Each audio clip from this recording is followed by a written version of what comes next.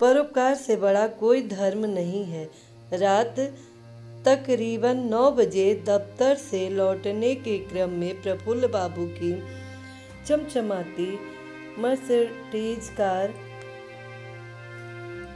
जैसे ही उनके घर के मुख्य फाटक में घुसी, ड्यूटी पे तैनात सुरक्षाकर्मी तेजी से दौड़कर उनके पास पहुंचा और उन्हें सैल्यूट करते हुए कहा, साहब, एक महिला आपके लिए लिखी गई किसी व्यक्ति की एक चिट्ठी लेकर ना जाने कब से यहाँ भटक रही है और बार बार आपसे मिलने का अनुरोध कर रही है।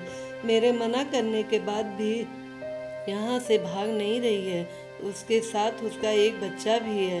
प्रफुल्ल जी ने गार्ड की बातों को सुन बेहद अचरज से उस महिला को अपने नज़दीक बुलाया और उससे जानना चाहा, आप कहाँ से आई हैं और मुझसे क्यों मिलना चाहती हैं? किसने मुझे चिट्ठी लिखी है? कपकपाती हाथों से महिला ने बिना कुछ ज़्यादा बोले प्रफुल्ल जी को एक चिट्ठी पकड़ाई और फिर मध्यम आवाज़ में सिसकते हुए बोली, साहब, मैं अभागन बड़ी भयानक मुसीबत में हूँ। तत्काल आपकी मदद चाहिए। आपके पिताजी ने मुझे यह चिट्ठी देकर आपके पास भेजा है। मेरा इकलौता बेटा बहुत बीमार है। इसे किसी भी तरह किसी सरकारी अस्पताल में भर्ती करवा दीजिए। आपका जीवन भर उपकार रहेगा। गांव में इसके इलाज की समुचित व्यवस्था नहीं होने के कारण मजबूरी में आपके पास आई हूँ। चिट्ठी देते हुए महिला प्रफुल्ल जी के सामने अपना दोनों हाथ जोड़कर खड़ी हो गई। प्रफुल्ल जी ने उस चिट्ठी को ध्यान से पढ़ा और कुछ पल के बाद बेहद गंभीर व शांत हो गए। उसके बाद वह मैली कुचैली साड़ी पहनी कभी उस महिला की तरफ अपनी आंखें फेरते तो कभी उस चिट्ठी की तरफ। कुछ देर तक बेहद गहरी चिंता में प्रफुल्ल बाबू गोताखोरी करते रहे। दरअसल उस चिट्ठी के साथ साथ वह महिला अपने गंभीर रूप से बीमार बच्चे को लेकर उनके पास इलाज हेतु मदद के लिए अपने गांव से शहर पहुंची थी। आप कब से मेरा इंतजार कर रही हैं? क्या आपने कुछ खाया? प्रफुल्ल जी ने महिला से जानना चाहा।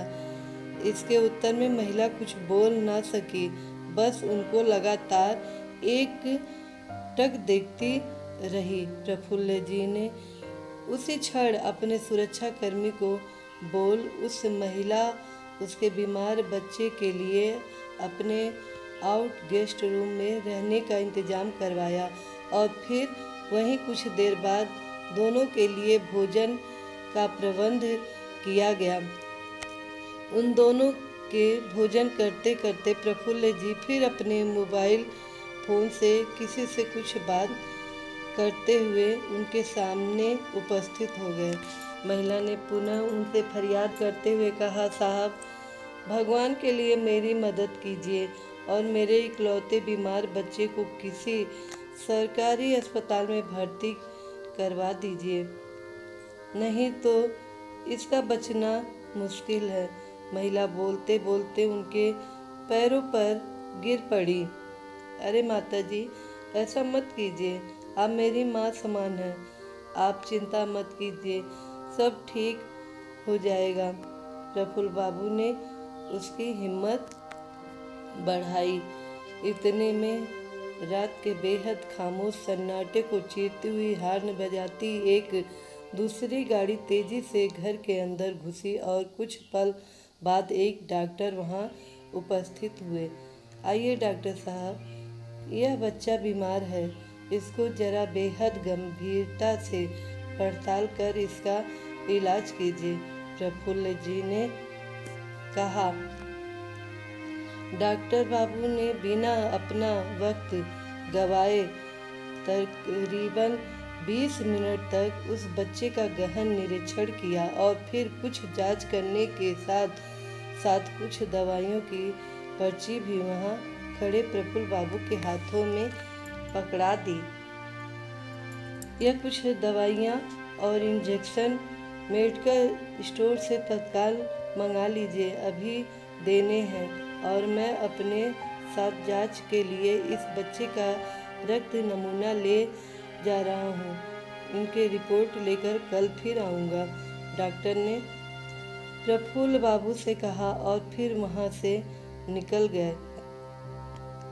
प्रफुल्ल बाबू ने डॉक्टर की पर्ची और कुछ पैसे अपने ड्राइवर को पकड़ाते हुए उसे तुरंत सारी दवाई लाने का निर्देश दिया और फिर खुद अपने घर के अंदर जाने के लिए वहाँ से बरामदे की ओर मुड़े।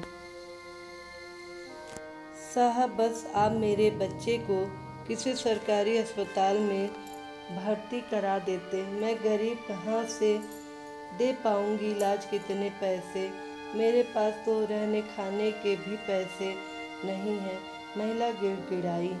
माताजी, बस आप निश्चिंत रहें और जाकर आराम करें, राहत बहुत हो चुकी है। इतना कहकर प्रफुल्ल बाबू वहाँ से निकल अपने घर के अंदर प्रवेश कर गए। सुबह डॉक्टर बाबू बच्चे के तमाम रिपोर्ट के साथ फिर हाजिर हुए और उसे 1-2 इंजेक्शन तथा कुछ दवाइयाँ दी। अपने दफ्तर जाने से ठीक पहले प्रफुल्ल बाबू ने भी बीमार बच्चे के साथ साथ उस महिला का अच्छी तरह से खैर मकदम लिया और सबको उन दोनों का बेहतर ख्याल रखने के लिए निर्देशित कर वहाँ से निकल गए। प्रफुल्ल बाबू एक निजी दूरसंचार कंपनी में बड़े ओहदे पर कार्यरत थे। डॉक्टर बाबू अब नियमित रूप से आकर उस बीमार बच्चे की जांच करते और साथ ही बेहतर ढंग से उसका इलाज भी। प्रफुल्ल बाबू सुबह शाम जब भी उनको समय मिलता उन दोनों की खोज खबर ले लेते। महिला जब भी उनको देखती रोते हुए उनके सामने हाथ जोड़कर खड़ी हो जाती। हालांकि प्रफुल्ल बाबू उसको बार बार और लगातार ये न करने के लिए कहते रहते। दिन बीतने के साथ साथ बच्चे का नियमित रूप से बेहतर इलाज होता रहा, साथ ही रहने खाने का भी भरपूर ख्याल रखा जाता। तकरीबन 1 महीने के बाद जब बच्चा पूरी तरह से तंदुरुस्त हो गया तो महिला प्रफुल्ल बाबू के सामने जाकर बोली, साहब, मेरा बच्चा बिल्कुल ठीक हो चुका है।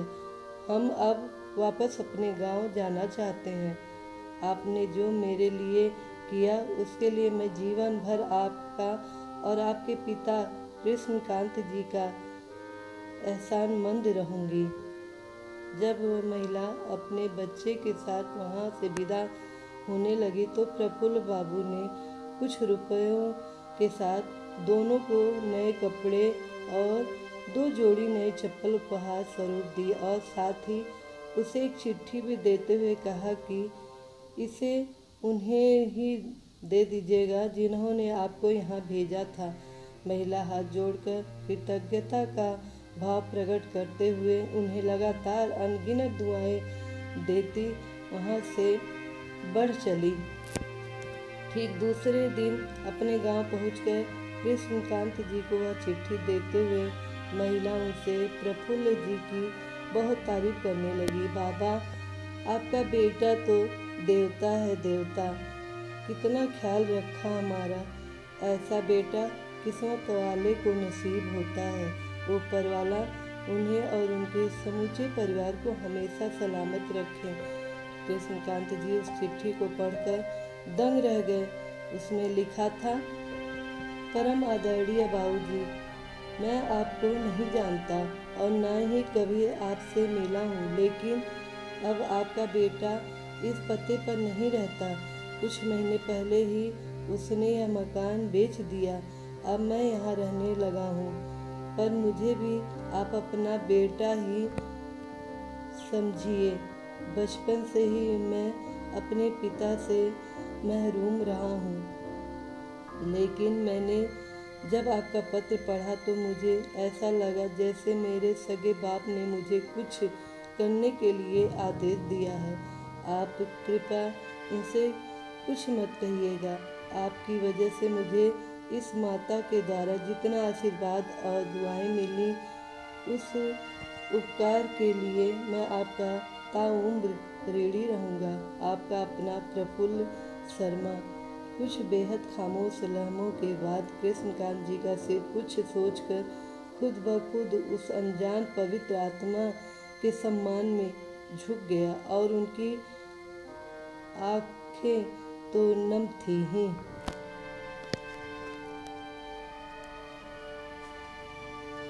पर हित सरिस धर्म नहीं भाई, पर पीड़ा सम नहीं अधमाई। गोस्वामी तुलसीदास जी ने सही कहा है, परोपकार से बड़ा कोई धर्म नहीं है। मित्रों, आप सबको कहानी पसंद आई हो तो लाइक करें, कमेंट करें, ज़्यादा से ज़्यादा शेयर करें और हमारे चैनल को सब्सक्राइब करें। साथ में बेल आइकन बटन को प्रेस करें ताकि हमारे नए वीडियो का नोटिफिकेशन आप तक सबसे पहले पहुँचे। धन्यवाद।